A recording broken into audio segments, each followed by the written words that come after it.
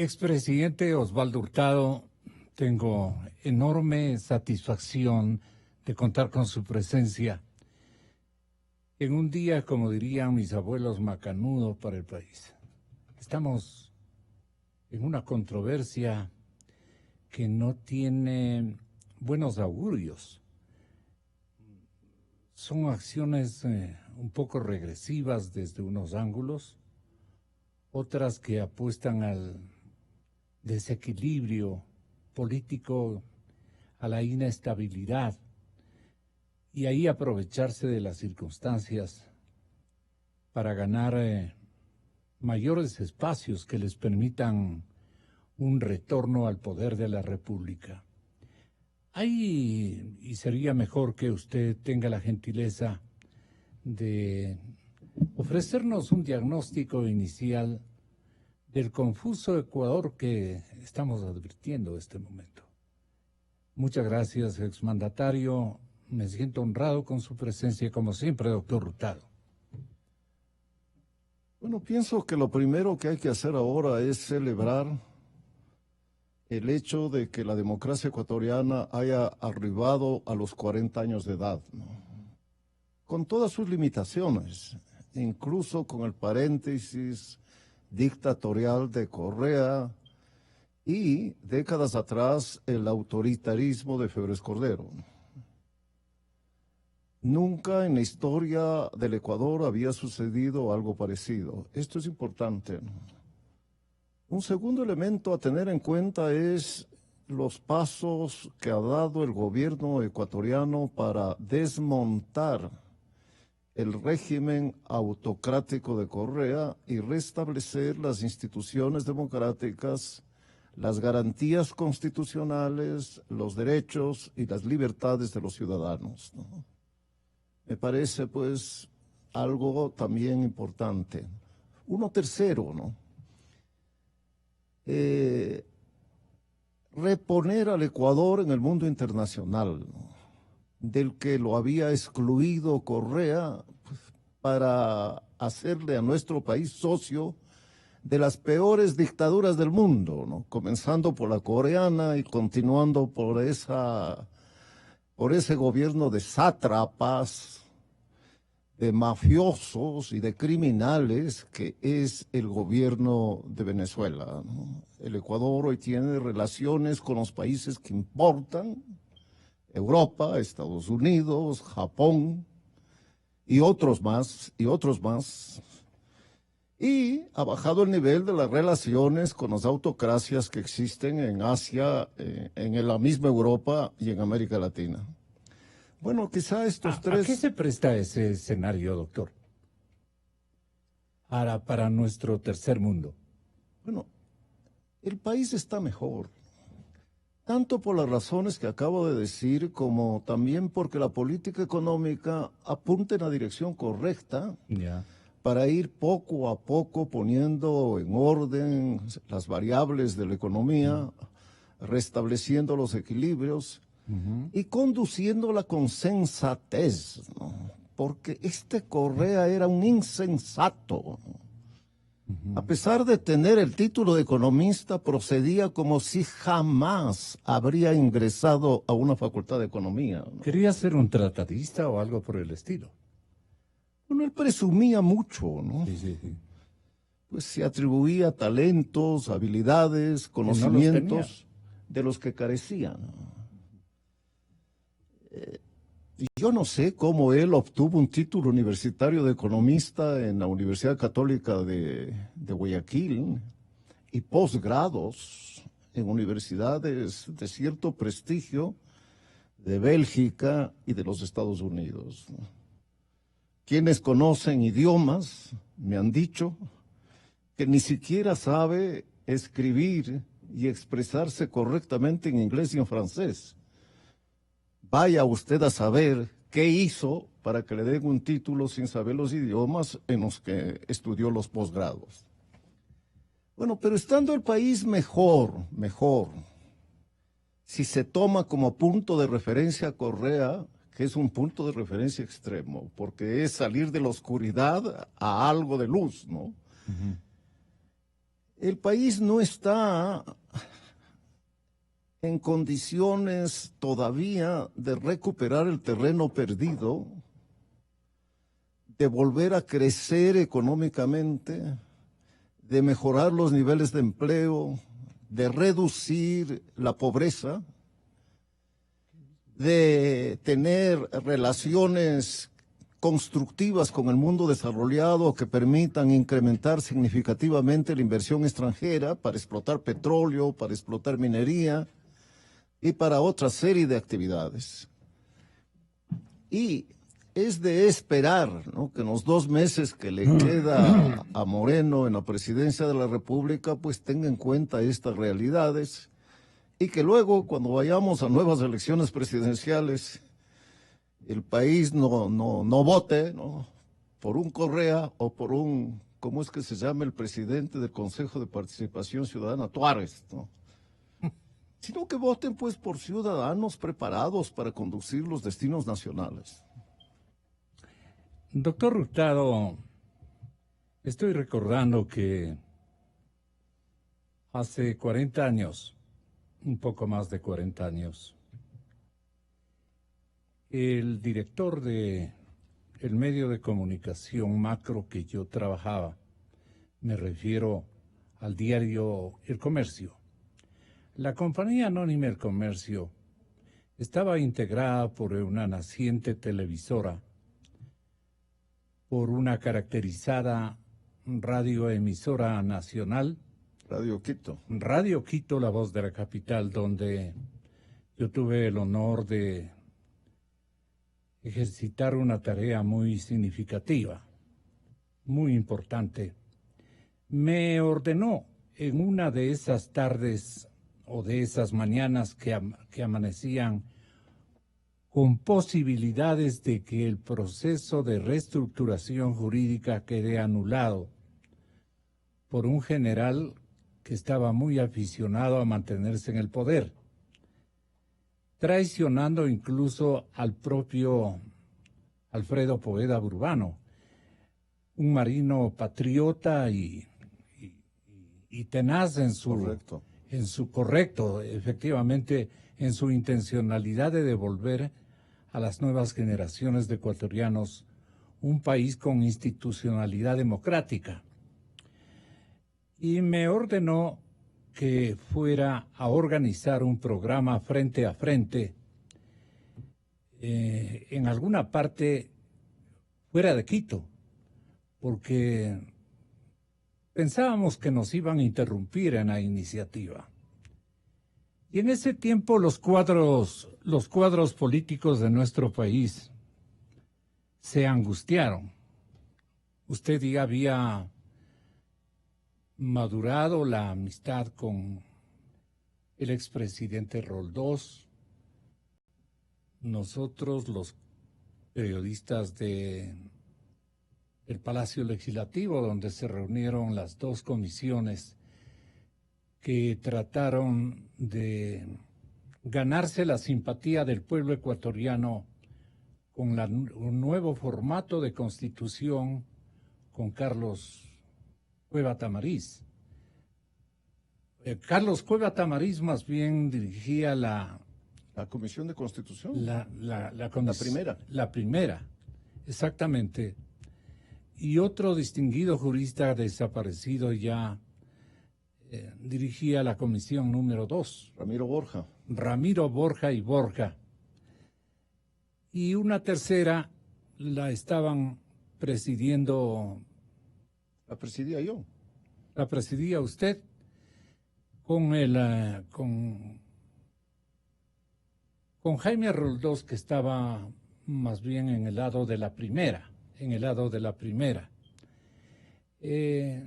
prohombres significativos de esa época: Roldós, Pancho Huerta, Galo Plaza, que lo tuve que asaltar en la plaza, en el mercado tabaleño, para llevarle al pretil municipal, en donde frente al general Rumiñahui protagonizamos con Rodrigo Borja el director de una naciente tendencia de centro izquierda de color naranja, la de ustedes era de color más bien verde. Verde.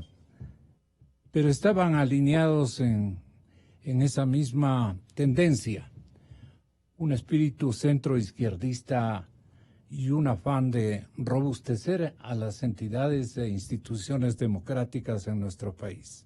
Ahí tienen ustedes, señoras y señores, me permito exhibirles una foto que se encuentra ubicada en la galería fundamental de las tradiciones de este periodista, de los recuerdos gratos de este periodista. Y aquí vemos claramente al señor Galo Plaza, quien acostumbraba en días de feria trasladarse hasta la ciudad de Otavalo para efectos de hacer adquisiciones para su gran hacienda de Zuleta.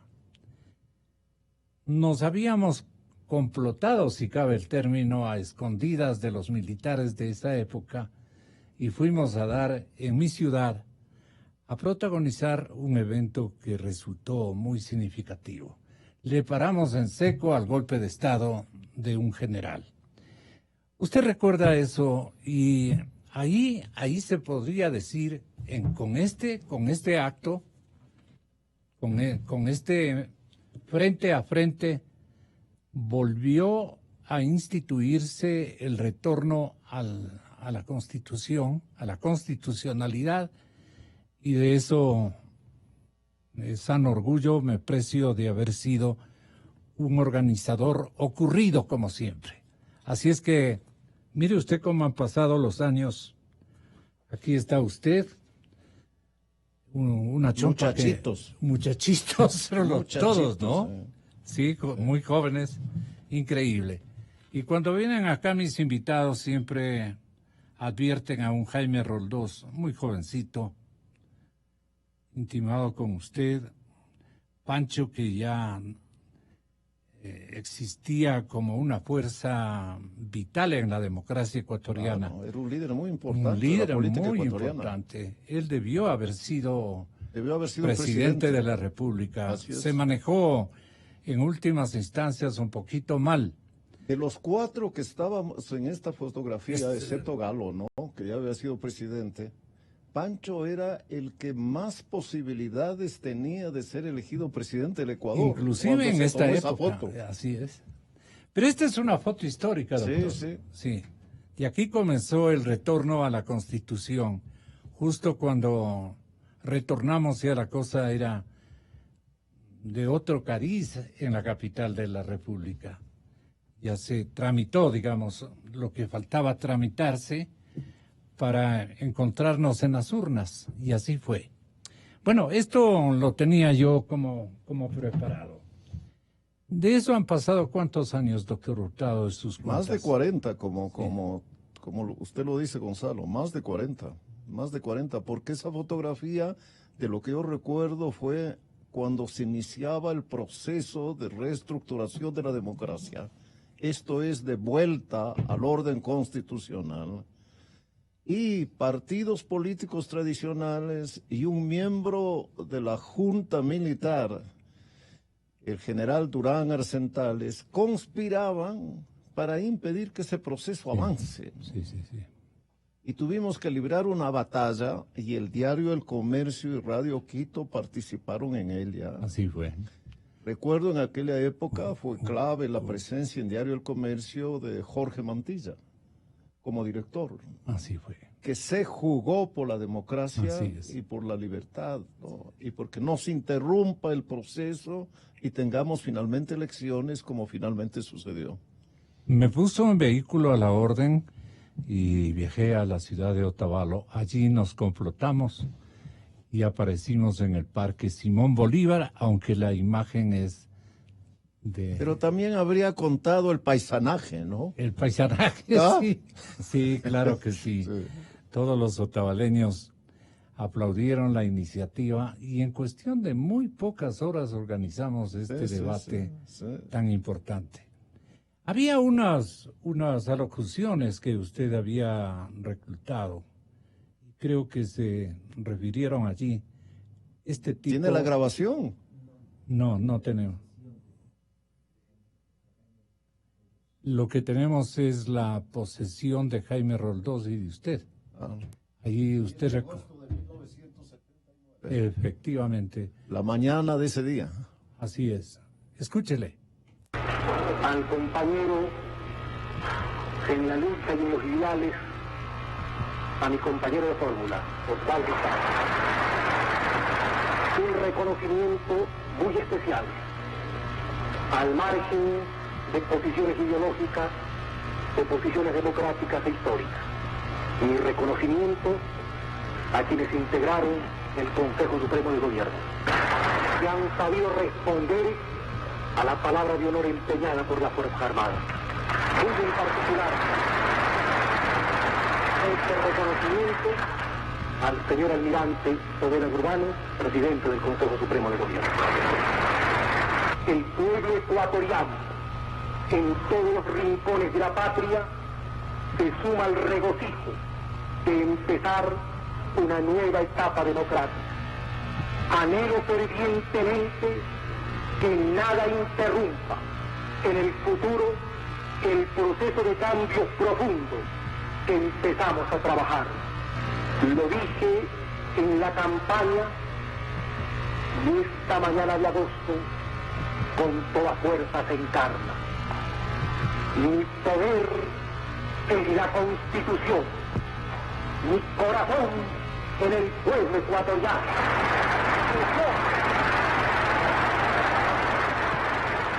Sí, escuchábamos unas expresiones del presidente Roldós, de también el expresidente León Febres Cordero, de Yamil Maguad, de usted, doctor Hurtado, de Rodrigo Borja Ceballos. Habían también palabras de Fabián Alarcón. Hablaba ya Rosalía Arteaga incluso. Lucio Gutiérrez y Sixto Durán. Pero esto fue en una disertación que rememoraba precisamente en ese tiempo no sé cuántos años de vigencia de la democracia ecuatoriana. Pero sí vale la pena que usted, en homenaje a las nuevas generaciones de ecuatorianos, en mi caso de nuestros nietos, y en el caso de muchos compatriotas, muchas gracias, en el caso de muchos compatriotas, de todos los que suscitaron la atención en esa importante coyuntura y nos devolvieron el patrimonio que los militares no querían soltarlo. Se habían dedicado a otros menesteres que les configuró como nuevos hacendados y propietarios de tierras de gigante tamaño. Se corrompieron también los militares a esa hora del partido. Pero la gente vio en ustedes, Roldós, y usted, doctor Hurtado, vio el signo de la democracia y la esperanza. ¿Cómo vivieron esos años de amistad que yo siempre pasaba con mis compañeros reporteros, tratando de rescatar algunas ideas? ¿Usted recuerda? Suele decirse que los políticos, cuando envejecen, se pasan los días contando anécdotas. A propósito de su pregunta, Gonzalo, yo voy a contar una. Como lo señaló hace unos minutos, Jaime y yo formamos parte de las comisiones que elaboraron los proyectos de constitución y de leyes que permitieron el tránsito de la dictadura a la democracia. La nueva, la constitución del 45 y el régimen de partidos que fue tan vital. Y ahí hice amistad con Jaime. Y un día me invitó a almorzar. ¿Usted le buscó a Jaime Roldós o se buscaron No, mutuamente? Hubo una química especial de yo lo que lo yo conocí recuerdo. a Jaime 1 o 2 meses antes en Machala, en una mesa redonda sobre estos temas relativos a la democracia, en la que coincidimos. No lo conocía y no tenía amistad. Pero cuando formamos parte de las comisiones, hicimos pues una relación, labramos una relación personal. Y un día me invitó a almorzar en el restaurante que era muy conocido en esa época, que se llamaba en la calle Calama, en la calle Sí. Calama, que se llamaba Juan Sebastián Bar. Bach. Sí. Y bueno, y el objeto de la invitación era ofrecerme la candidatura a la vicepresidencia de la República con Asad Bucaram. Él también participó del almuerzo. No. Primero hubo un sondeo. En nombre de él, Jaime me ofrecía esa candidatura, que en aquella época era ofrecerme la vicepresidencia de la República. ¿No? ¿Por qué? Porque el político más popular del Ecuador y de largo era Asad Bucaram. Y todos lo veían como el seguro presidente del Ecuador, hasta que los militares lo marginaron. Bueno, y yo le dije que no. Porque, esas fueron mis palabras, tenía el temor de que esa vicepresidencia, que era segura, iba a destruir algo por lo que yo había luchado durante muchos años, que era constituir un partido político que sirva a mi país, ¿no? Quienes me escuchan creerán que esto pues es una exageración. No, es la más absoluta verdad. Y había viajado usted a importantes eventos de la democracia cristiana en Europa. Claro. Yo recuerdo que le entrevisté después de su retorno y en la víspera de que ustedes se conecten con el presidente Roldós. Prácticamente yo le hice una entrevista y usted me comentó de que la doctrina de la democracia cristiana era el vuelco nuevo antes de la socialdemocracia que imperaba en distinguidos países de Europa, de la vieja Europa. Voy a comentar esto, pero quisiera terminar el relato. Y añadí, pero le dije a Jaime, pero cuando tú algún día lideres el CFP, cuenta conmigo, le dije, cuenta conmigo. Porque si bien nos conocíamos poco, teníamos mucha química, ¿no? Y yo admiraba el trabajo que él estaba haciendo en ese partido populista para ponerlo al día, ¿no?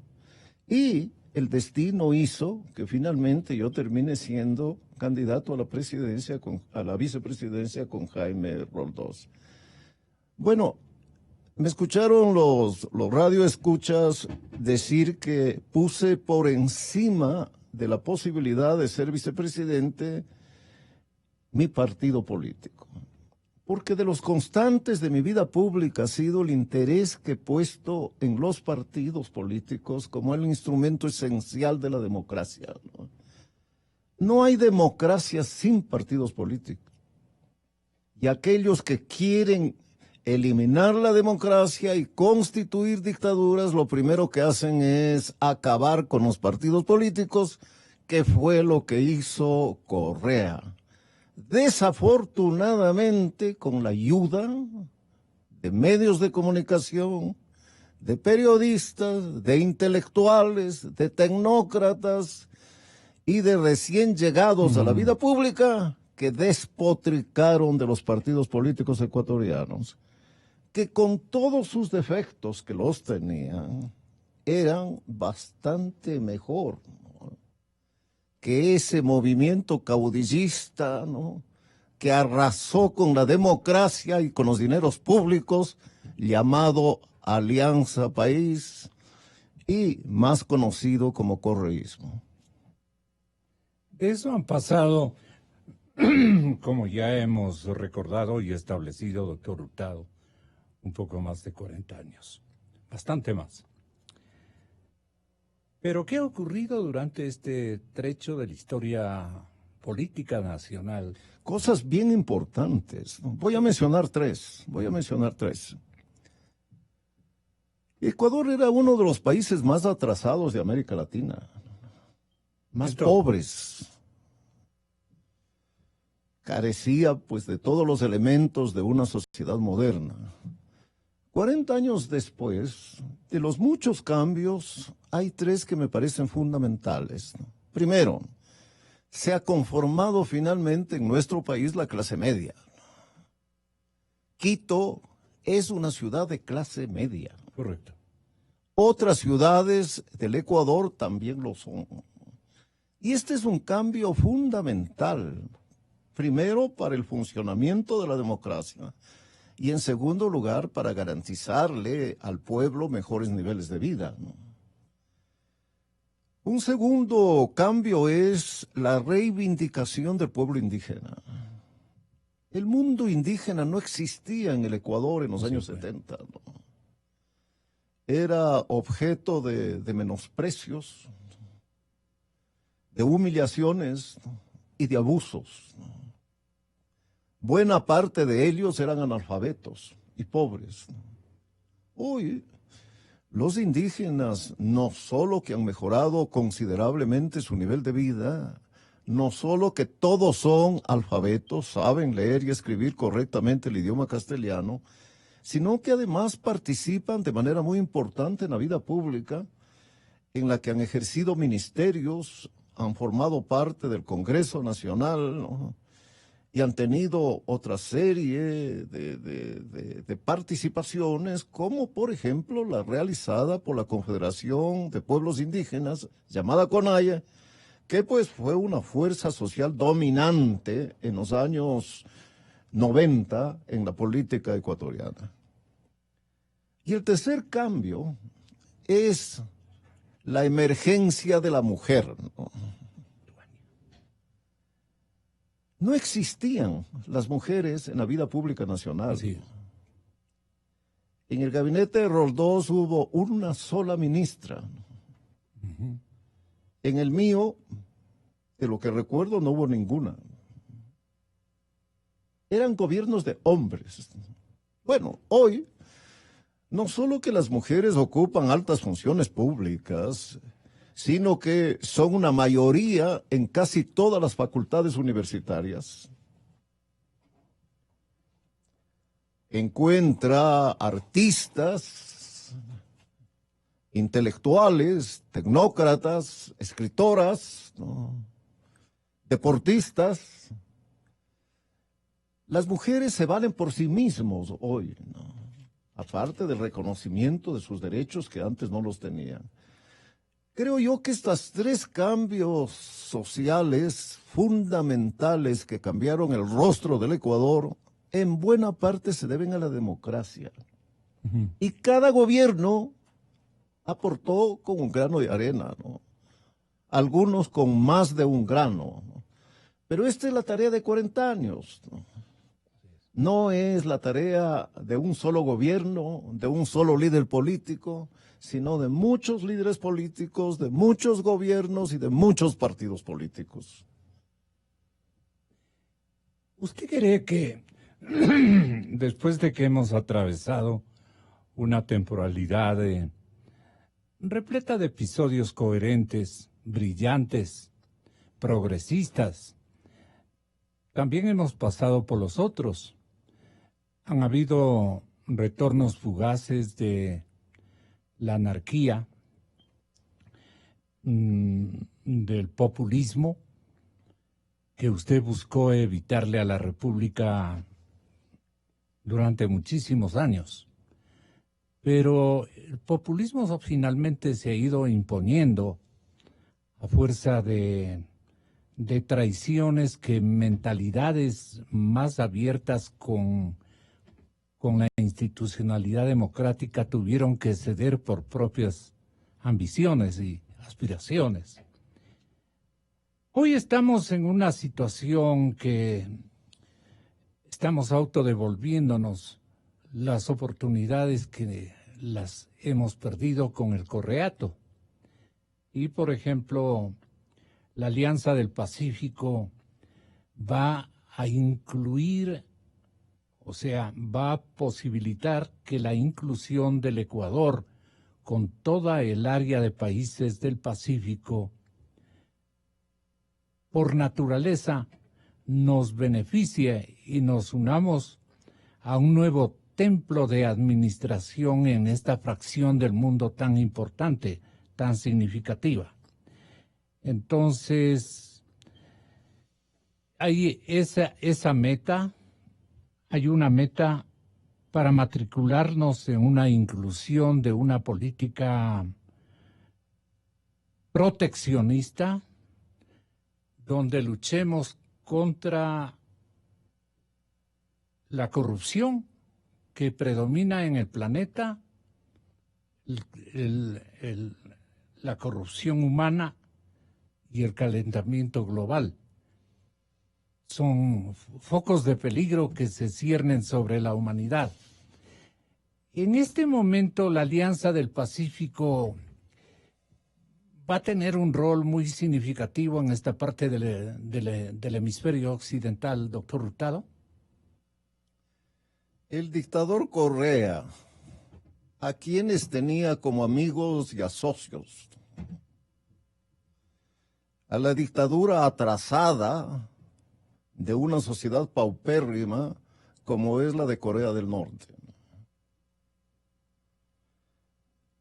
a ese país, el más rico de América Latina, convertido en pobre, que es hoy Venezuela, y otros de los más atrasados de América Latina, como Bolivia o Nicaragua. Correa estaba en contra de una relación económica con el mundo desarrollado. Es increíble que exista un individuo en el siglo XXI que piense de esa manera, a no ser que fuera alguien que nunca fue a la escuela, ni al colegio, ni a la universidad, y que no sabe nada de nada. Bueno, Moreno ha tenido la sensatez de buscar acuerdos de libre comercio con el mundo desarrollado. Está interesado en lograrlo con los Estados Unidos, que es la primera economía del mundo. Todos los países de la Tierra hacen cola para tener relaciones económicas con los Estados Unidos, excepto el Ecuador durante el gobierno del dictador a cuyo nombre mencioné. Está interesado en la Alianza del Pacífico, tan exitosa, mucho más importante que buena parte de los organismos económicos constituidos en América Latina en los últimos 20 o 30 años. ¿Cuáles son las fortalezas de este grupo, de este bloque de países? Bueno, que es un bloque que trabaja con mucho sentido práctico, ¿no? Sin esos discursos retóricos de los latinoamericanos, ¿no?, que comienzan y terminan hablando de Bolívar, de San Martín, de O'Higgins, de Hidalgo y de todos los otros próceres de la democracia, ¿no? Hablan de negocios, hablan de inversión, hablan de complementación económica, de la liberación comercial. Bueno, todo... revisan las intencionalidades malignas de la corrupción, especialmente creo que van, por ejemplo, tienen la iniciativa, doctor Hurtado, de no permitir fases contractuales de obra pública en ninguno de nuestros países del Pacífico con empresas dañadas, con empresas corruptas. Ese ya es un avance importantísimo, no sé qué le parezca a usted. La corrupción tiene muchas causas, ¿no?, y una de ellas es el autoritarismo. Las tiranías, las dictaduras, las autocracias siempre han terminado convirtiéndose en regímenes corruptos, ¿no? Y eso pasó con Correa, ¿no? La verdad, yo estoy asombrado que 2 años después de que dejó el poder, el responsable número 1 de la corrupción del Ecuador hasta este momento no tiene un dictamen fiscal, ¿no? Un proceso judicial que lo incrimine, ¿no? ¿Cómo puede ser eso posible si hace 20 años Abdalá Bucaram fue enjuiciado, permaneció 20 años prófugo? ¿Por qué? Por haber expedido un decreto que permitió contratar mochilas para los estudiantes de la escuela. Por esto, por haber expedido ese decreto, recibió esa sanción. Correa expidió decenas de decretos para favorecer la corrupción, eliminando el requisito de licitación, impidiendo el control de los organismos llamados a preservar la honradez en la administración de los dineros públicos, persiguiendo a los periodistas y a los políticos que denunciaban la corrupción, organizando cadenas de televisión y radio para difamarlos. Este individuo, padre, madre, abuelo, bisabuelo y tatarabuelo de la corrupción en el Ecuador, libre. Esto es inaudito. ¿Y por qué eso? Bueno, porque recién desde hace un par de meses el Ecuador tiene un fiscal independiente. Antes eran fiscales cuya función era proteger al dictador Correa. Pero seguimos teniendo jueces nombrados por Correa. Esbirros de Correa. Correcto. A los que todavía les da órdenes. Y mientras no se cambien a esos jueces, ¿quién va a condenar a Correa? Aún en el caso de que el fiscal inicie una acción penal contra él. ¿Cómo acaba de suceder con la mano derecha e izquierda de Correa, que ocupaba la Secretaría General de la Administración o la Asesoría Jurídica de la Presidencia de la República? Y quiere convertir como un mecanismo para apabullarnos con sus nuevos caprichos. Quiere construir un outsider edificado en la imagen de un cura. Bueno, eso es, yo creo que es el mejor chiste del año, ¿no? Sí.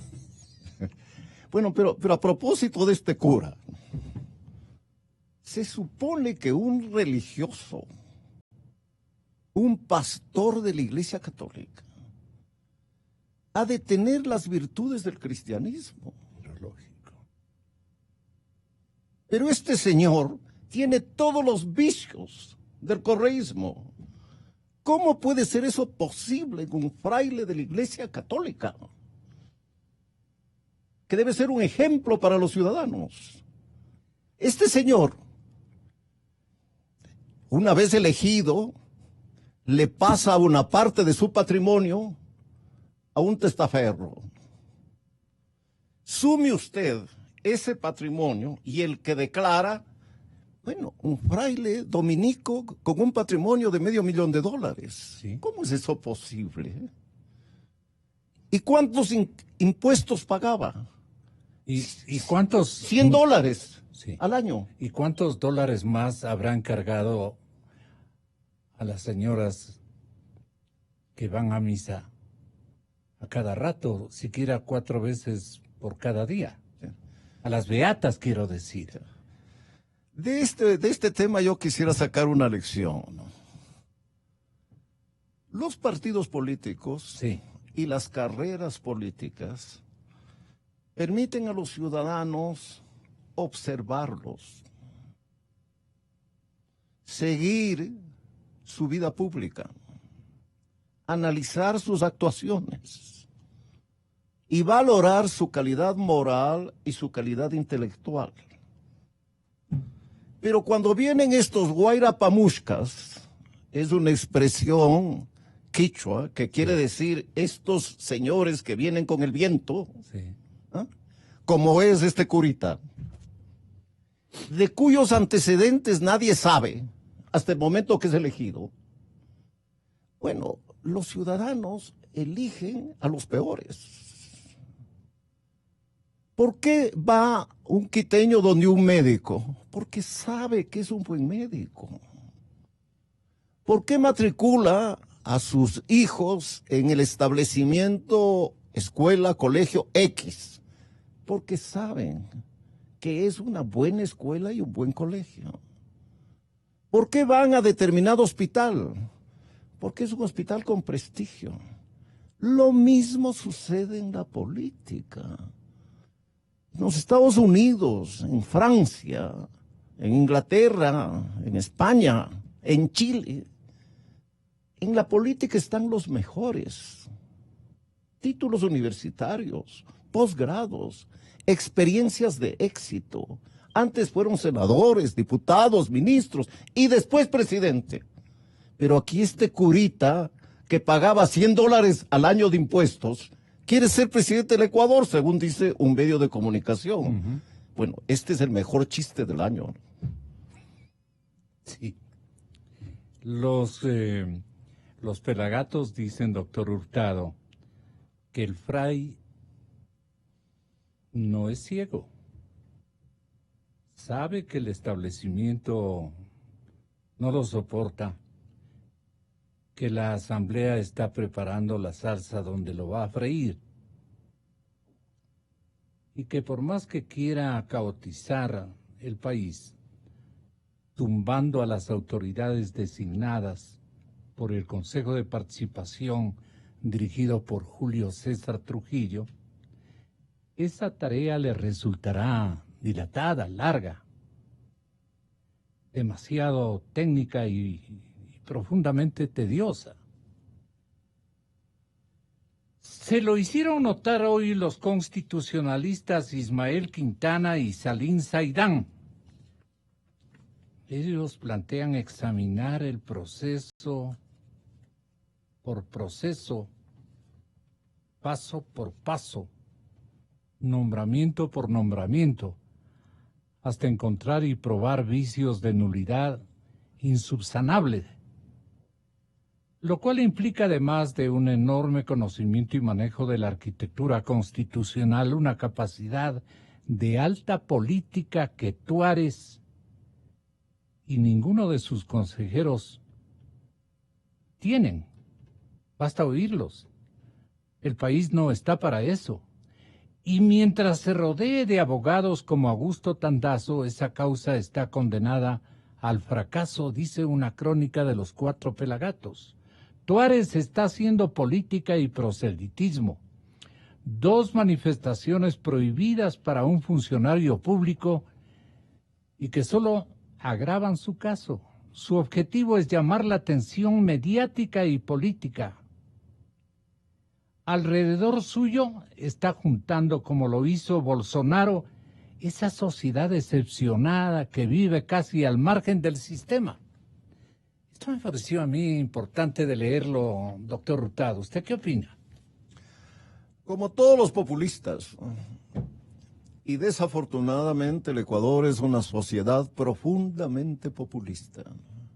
Tenemos políticos populistas porque hay votantes populistas, porque hay ciudadanos populistas. Pero usted llegó a la vicepresidencia por el populismo de Bucaram. Por varias cosas. Y obviamente sus méritos también. No, Roldós no era un populista. Claro. Sí. Para no hablar de mí mismo, ¿no? Roldós no era un populista. Nuestro programa de gobierno, los 21 puntos programáticos, no era un programa populista. Y el gobierno de Roldós y el mío tampoco fueron populistas. Al punto que se enojó Bucaram, ¿no? Al punto que Bucaram se convirtió en un opositor. Pero yo le decía, de los muchos problemas que tiene la política ecuatoriana, es que los votantes ecuatorianos, en su gran mayoría, son populistas. particularmente los votantes de la costa ecuatoriana, que son los que eligen presidente. Mire usted que buena parte de los políticos populistas ecuatorianos, todos vienen de allá, ¿no? Vienen de allá, ¿no? Febres Cordero,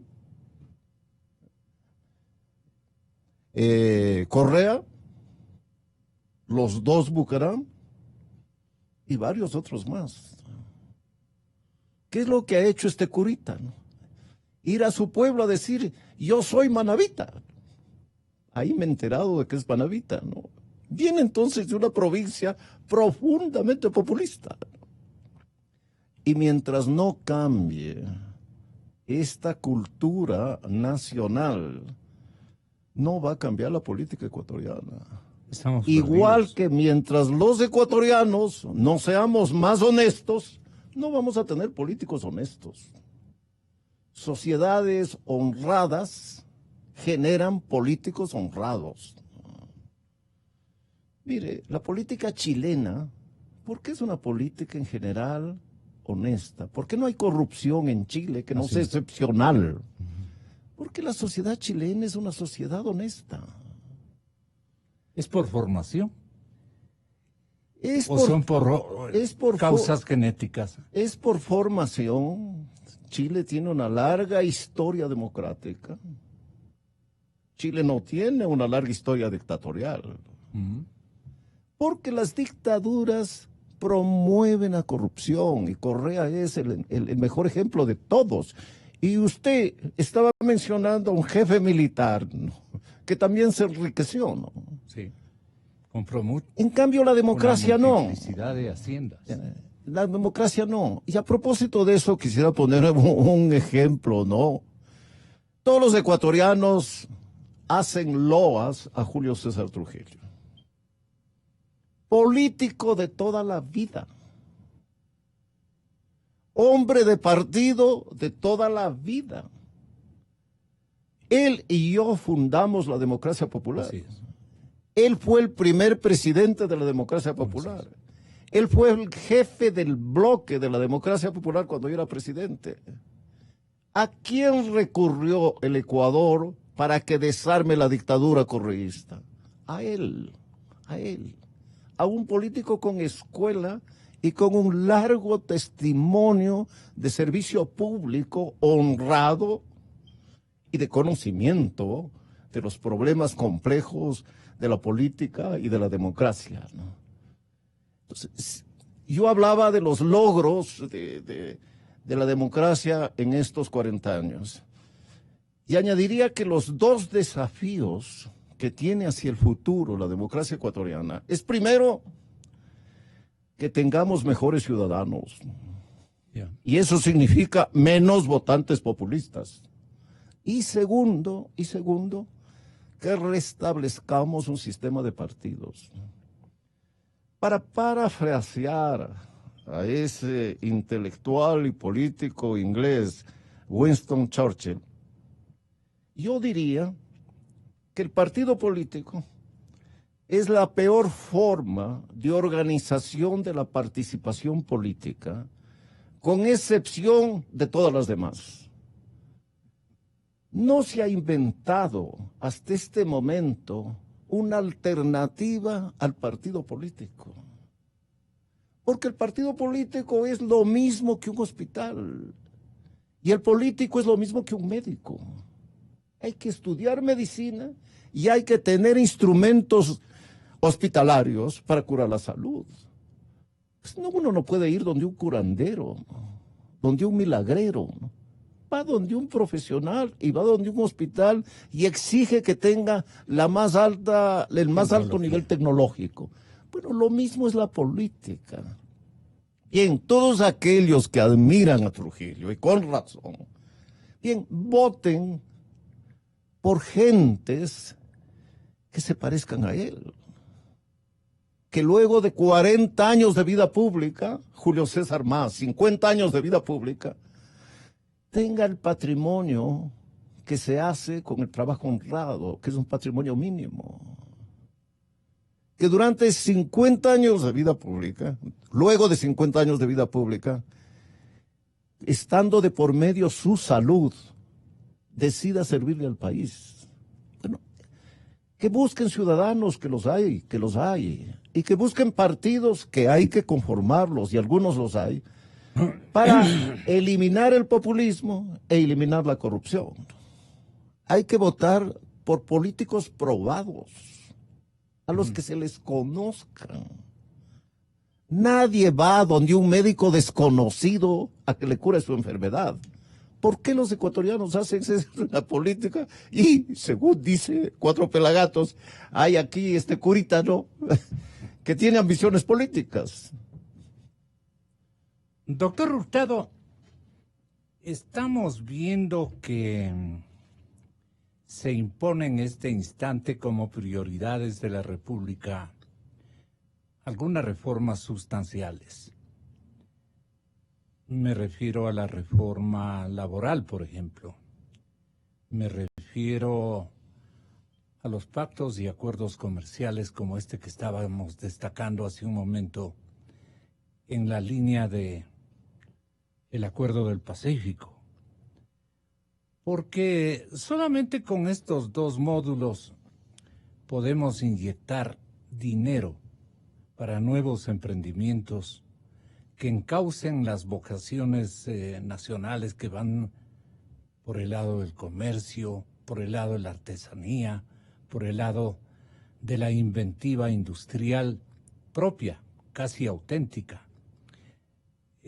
Son los rumbos que este momento tenemos que construir. Una ley, por ejemplo, de fomento productivo, que iniciamos en la época donde ustedes eran la generación que iban a instaurar, y de hecho se legisló en ese sentido.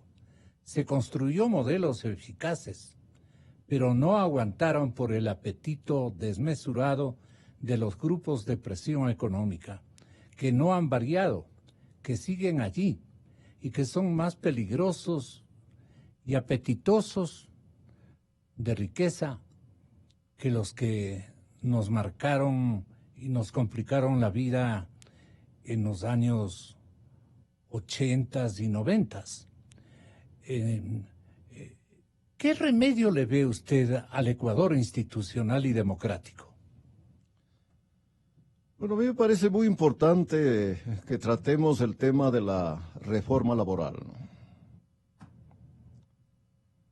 Y en esta materia, como en tantas otras, hay poco que inventar. ¿Por qué? Porque lo que tenemos que hacer es lo que han hecho otros países del mundo que son exitosos. Y para plantear un punto de los muchos que tienen que ver con este problema, voy a mencionar uno. El movimiento sindical ecuatoriano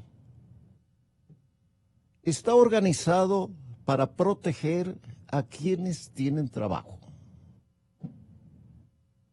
y llenarlos de ventajas, de beneficios, mejorar su salario, crear sobresueldos, ¿no?, darles estabilidad permanente, ¿no?, impedir que sean despedidos, aunque sean inútiles y corruptos, porque hay corrupción en el sector privado. Ociosos. Ociosos, vagos, ¿no? El movimiento sindical no está mentalmente preparado para entender que el problema del Ecuador de hoy es no quienes tienen trabajo, sino quienes no lo tienen, que son la mayoría.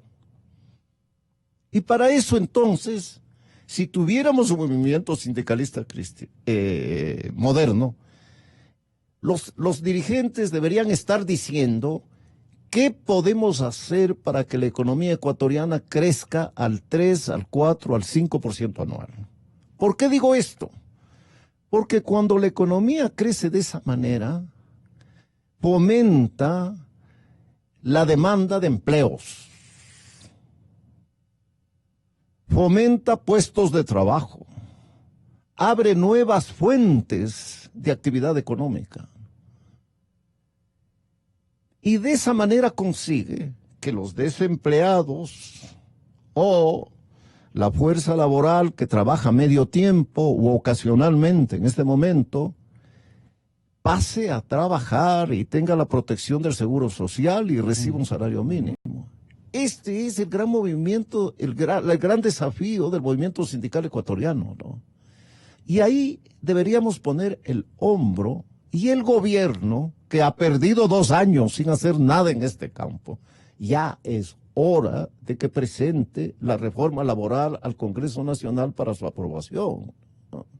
¿De qué características tiene que ser esa reforma laboral que garantice al dueño de los capitales seguridad para sus inversiones? Tema que hemos discutido muchísimas décadas sin atinar la fórmula para conquistar ese ambiente.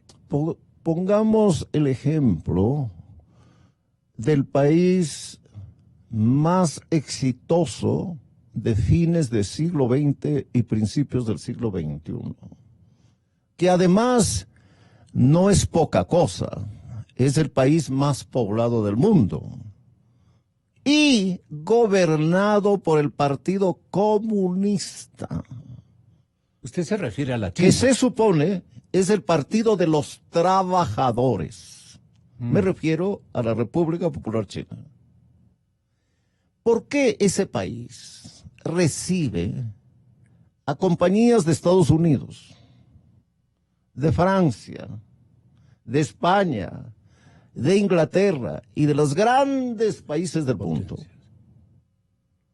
para que en China se fabriquen desde zapatos, ¿no?, artefactos de toda naturaleza, ¿no?, vehículos y toda clase de bienes industriales? ¿Por qué? Porque la mano de obra china es de las manos de obra más baratas del mundo.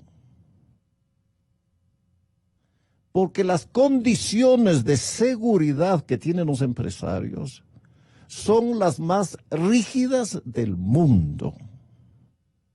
Y porque ese país no les cambia a las compañías gringas o de cualquier otro país desarrollado las reglas del juego bajo las cuales fueron contratadas para que produzcan esa cantidad de bienes que se producen en China. Pero ahí el Estado es el dueño del aparato productivo, en su mayoría. En su mayoría.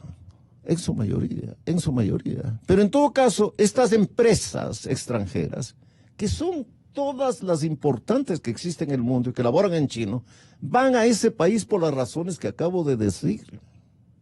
El Ecuador no es eso. El Ecuador no. ¿Qué es el Ecuador en este momento? Bueno, empresarialmente hablando. Bueno, para mencionar algo, ¿no? En Colombia y en el Perú, los costos de despido, los costos de terminación del trabajo de un empleado son mucho menores. Los costos de mano de obra son más bajas. Entonces, ¿qué hacen las grandes compañías multinacionales? Van a Chile, o van a Colombia, o van al Perú. Entonces, el Ecuador tiene que volverse competitivo, objetivo en el que juegan varios elementos, pero uno de ellos son los costos altísimos. Y no me refiero al costo de salarios, me refiero al costo de la jubilación patronal, para mencionar algo, ¿no?, que podría quebrar a varias empresas si no se reforma. Los trabajadores ecuatorianos ya tienen su jubilación por el Seguro Social, ya están protegidos, pero además se les exige pagar una segunda, ¿no? Un trabajador renuncia, hay que pagarle una indemnización. Pero el sentido común dice, si renuncia, ¿por qué hay que pagarle una indemnización?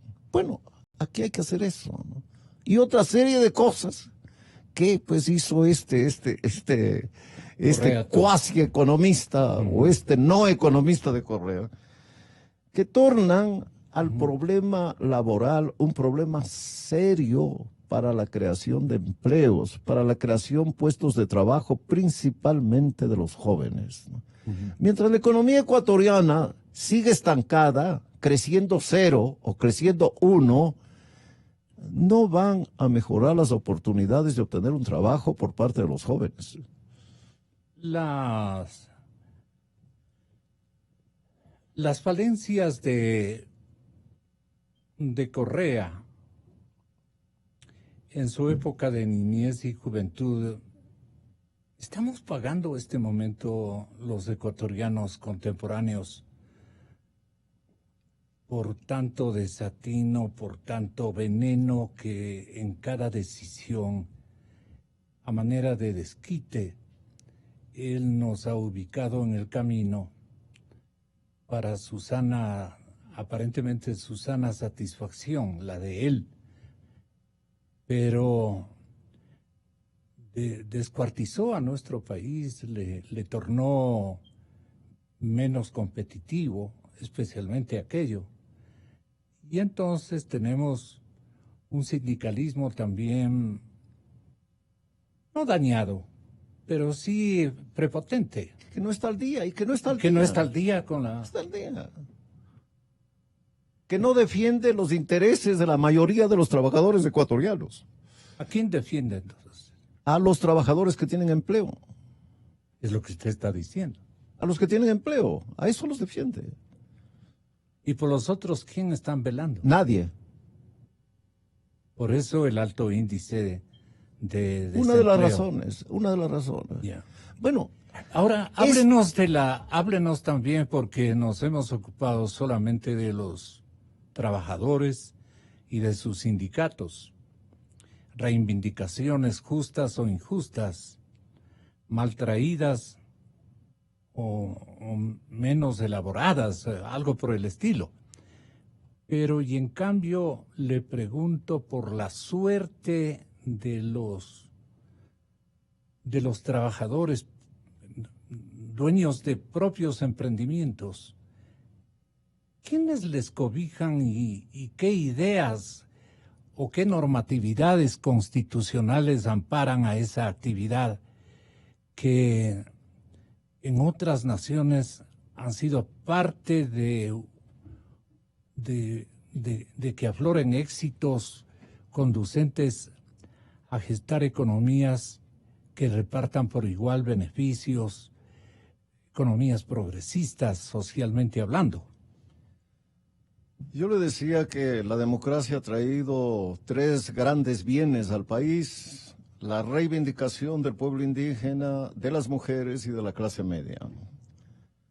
Pero en el orden económico, el Ecuador hoy es un país en el que existen miles de emprendedores, muchos de ellos exportadores. Sí, es. Bien, pero estos emprendedores, para que sus iniciativas, su inteligencia y su esfuerzo produzcan resultados, necesitan tener una economía en marcha. Necesitan tener un mercado laboral que sea competitivo con los mercados de Colombia y del Perú y de China y de otros países del mundo. Y la economía estancada y un régimen laboral como el que tiene hoy el Ecuador y una falta de inversión extranjera que sufre el país.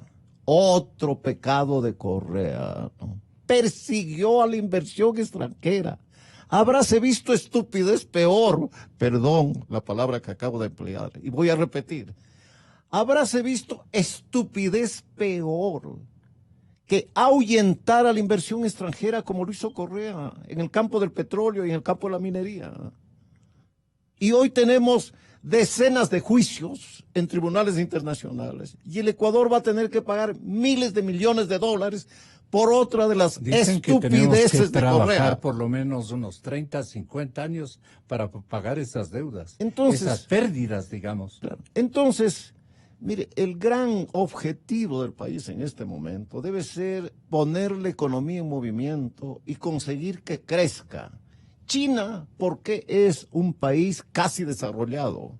40 años, creciendo la economía por sobre el 9% anual. Durante el gobierno de Correa, lo mejor que creció la economía ecuatoriana fue 4 o 5%. Gracias no a él, sino al alto precio del petróleo.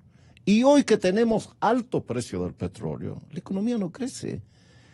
Por los errores, por las barreras, por los obstáculos, ¿no? Por las heridas, ¿no? Por las enfermedades económicas provocadas por este economista Correa.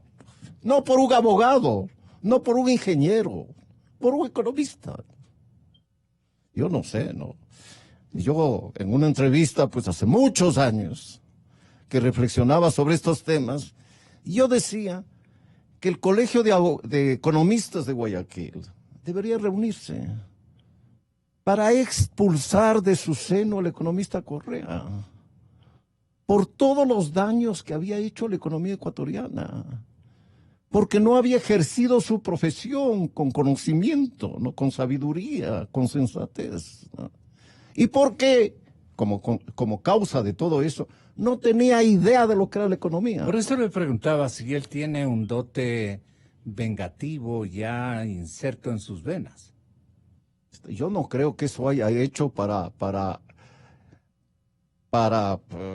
deliberadamente para dañar al Ecuador.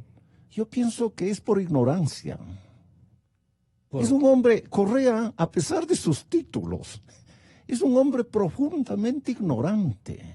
Usted le ha oído, ¿no? Usted le ha oído. Es difícil entenderlo. No hila las ideas. No usa el razonamiento. No habla un castellano correcto. Entonces, en realidad, ¿no? A mí me ha asombrado, ¿no? Que una persona de esas características haya fascinado a los ecuatorianos. Y ahí volvemos al tema de fondo, ¿no? ¿Cuál es el tema?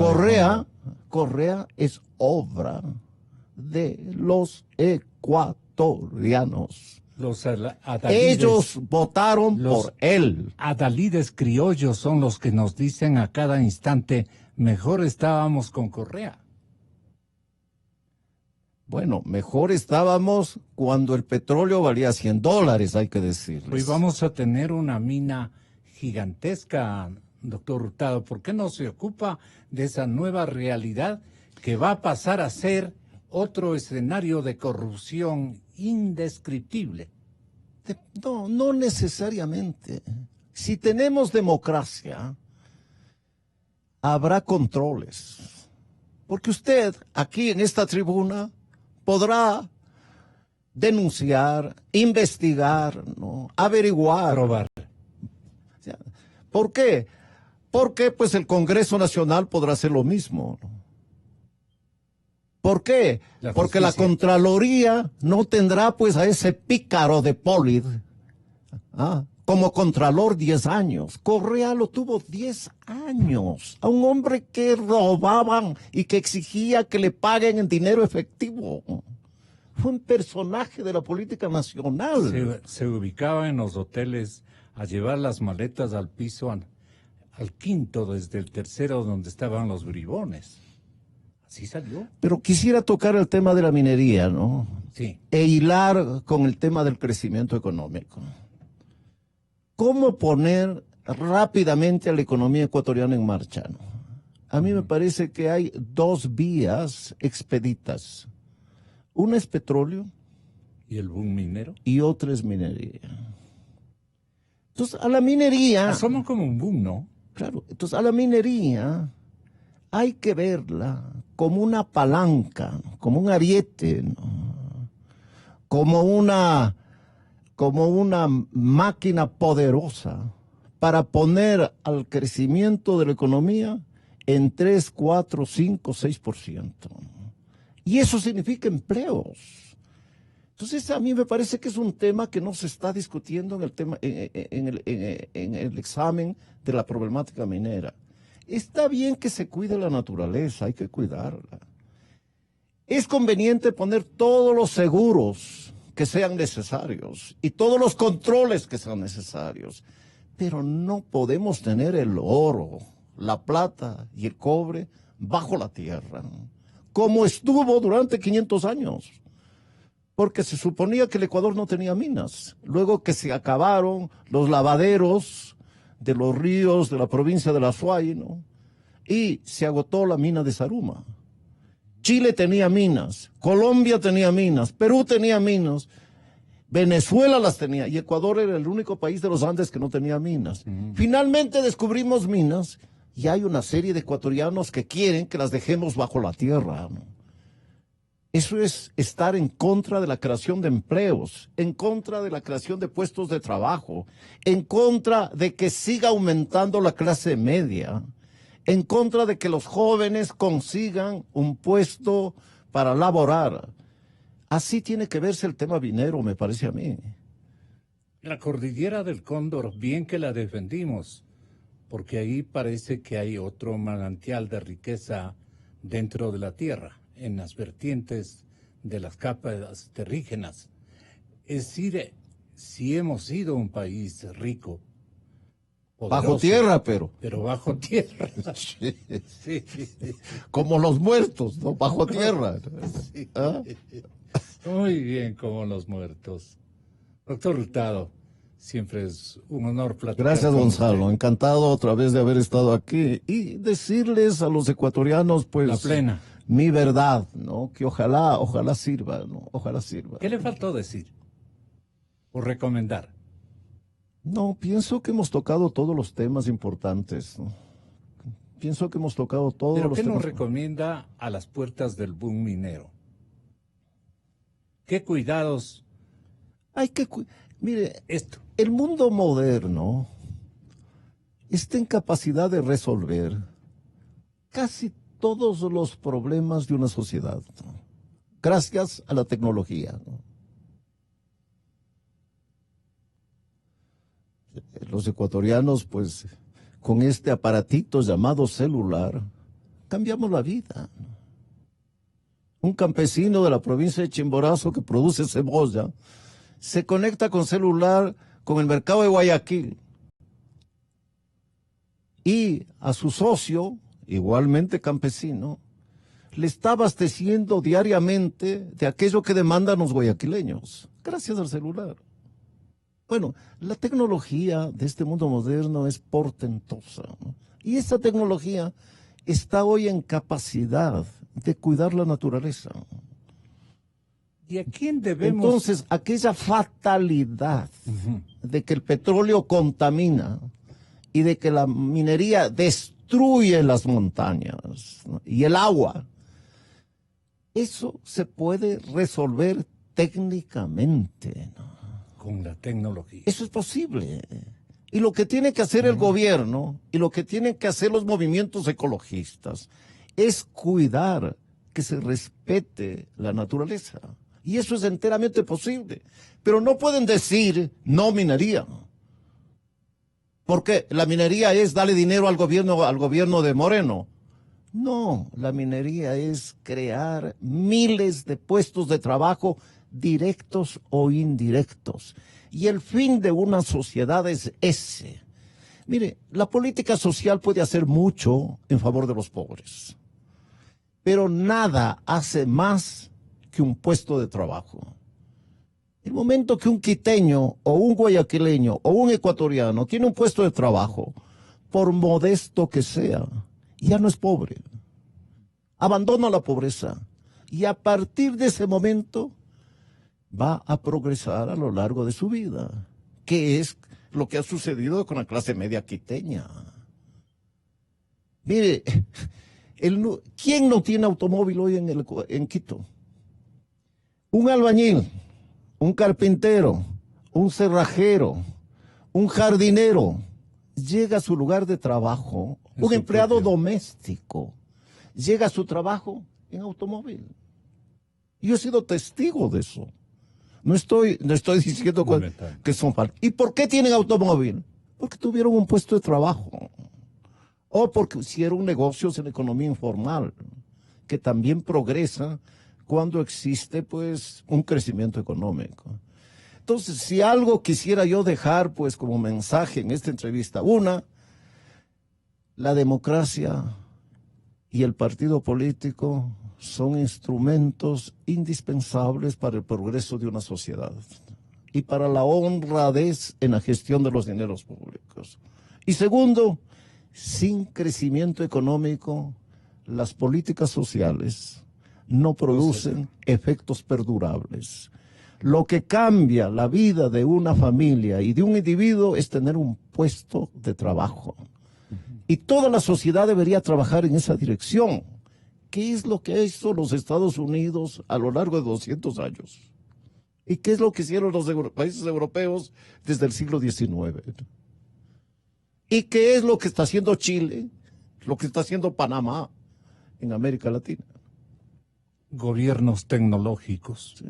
Sí, gobiernos con un sentido de realidad, ¿no? Con políticos que saben de la política y saben de la economía y saben de las relaciones internacionales. ¿Por qué no le da más afecto a esto que doy en llamar gobiernos tecnológicos? Todo con la máquina de por medio, con los cálculos, con los cuidados, con el seguimiento tecnológico adecuados y una mejor educación para asimilar las tecnologías que se van inventando y que nosotros mismos estamos buscando para nuestras especialidades, para nuestros emprendimientos. ¿Vale eso de gobiernos tecnológicos o cómo les llamaría usted?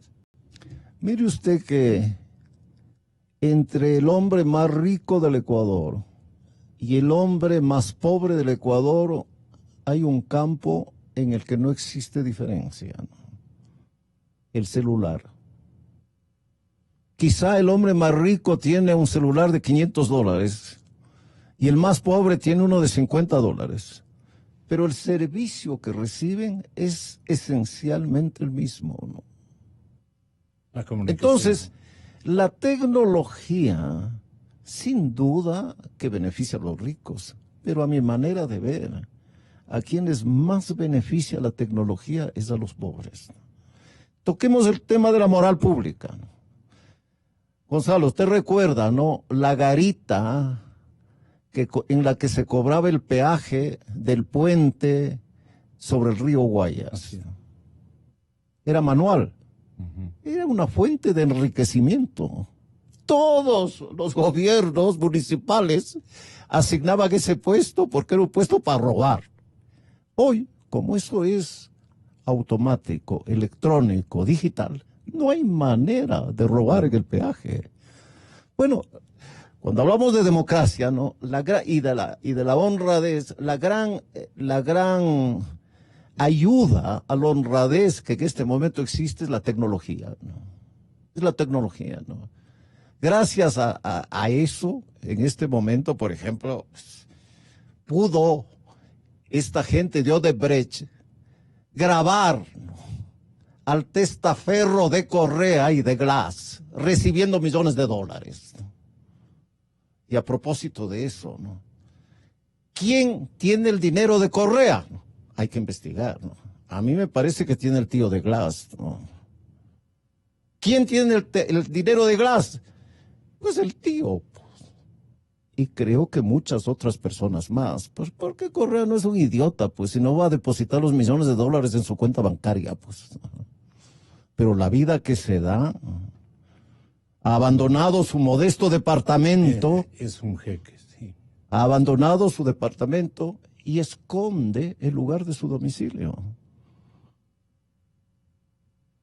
Bueno, pero ya hemos hablado de demasiado de este azote nacional que fue Correa, ¿no? Muchas gracias, Gonzalo. Muchas gracias, expresidente. Muchas gracias. Las mejores voces de la verdad. No podemos renunciar a la política expansiva de